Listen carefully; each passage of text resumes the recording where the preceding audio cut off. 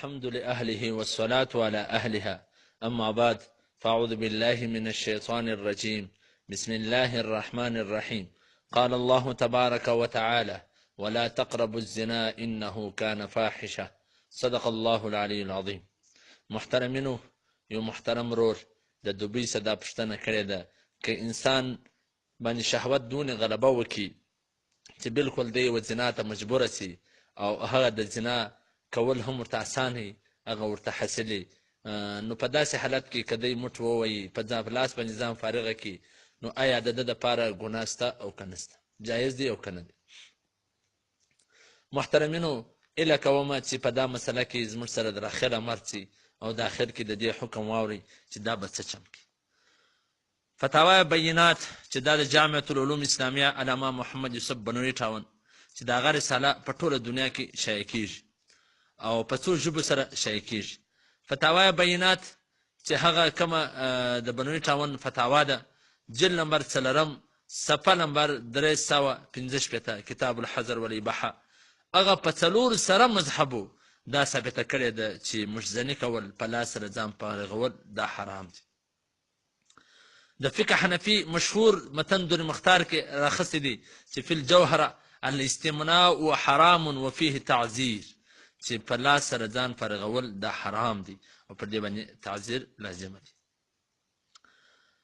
در مختار شرح تنویر الابصار للشیخ علاؤالدین. محترمینو، نو داسې الله جل شانه چې دا کم آیات ما ستاسو مخ ته ووایي چې الله فرمایي داسې زنا ته مه ورنږدې کېږئ، ولا تقربوا الزنا، زنا ته نږدې مه ورځئ. نو مفسرینو لیکلي دي چې زنا ته د نور نږدې نور تګ څه مقصد دی؟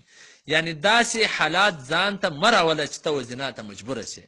فلمونه مه ګوره، ډرامې مه ګوره، تصویران مه ګوره، سوچونه غلط مه وه، فکرونه مه وه، په تصوراتو کې رنګارنګ خیالات مه راوله، او داسې کلبو له مه ځه، ډانسو له مه ځه، داسې ځای له مه ځه چې هلته ته دې ته مجبوره سې چې ته زنا وکړې.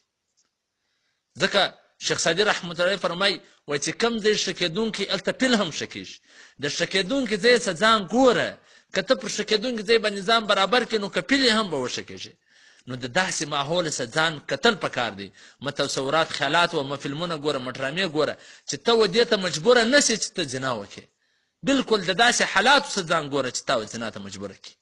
نو که چیرې داسې حالات نه عام حالت او ته وینې شهوت دون غلبه د باندې وکړي چې سیوا د زنا په بل شي سره ټنډه کېږي نه، او ته کور والا نه لرې، یو بل داسې محل یې نشته چې خپل شهوت پکې پوره کړې، نو بالکل د زنا خطره پیدا سي، هغه زنا حالات تا ته حاصله سي. ګوره بالکل پر عین موقع باندې یو خو داسې چې هسې هر وخت پر تا شهوت راپورته سوی دي، یا چې عین موقع د زنا حالات تا ته میسره سي او بالکل ته د سترس پر پیدا کې او تا ته اسانه سي، نو په داسې حالت کې علامه ابن عابدین شامی رحمت الله علیه په در مختار رد مختار علی در مختار جلد نمبر 4 صفحه نمبر 22 هغه دا راخصې دي چې ابولیس سمرقندي رحمت الله علیه، ابولیس فقیه ابولیس، هغه دا فرمایي چې په داسې حالت کې ویجب لو خاف الزنا، که چیرې د زنا بیره پیدا سي او ستاسې بالکل کېږي، نو په داسې حالت کې بیا موټ وهل چې کوم دي هغه واجب دی. دا په صفحه نمبر 388 باندې دا لیکلي دي. یعنی دا د دې اوس څو خبرې معلومه سي. په عام حالاتو کې مشزني کول، په لاس سره ځان فارغول دا حرام دی، موجب وبال دی، او د دې پر کولو والا باندې تعزیر لازم دی، یعنی سزا به ورکوي.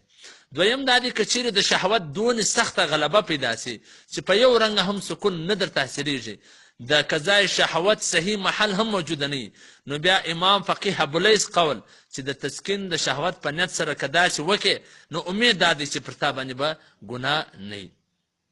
نو محترمه، په داسې حالاتو کې چې بالکل ته پر زنا باندې د سترس پیدا کړې، نو در زنا کولو دا بهتره ده چې په لاس سره پر عین موقع هلته ځان فارغه کړې. د الله څخه دا امید دی چې بیا به پر تا باندې الحمد لأهله والصلاة على أهلها.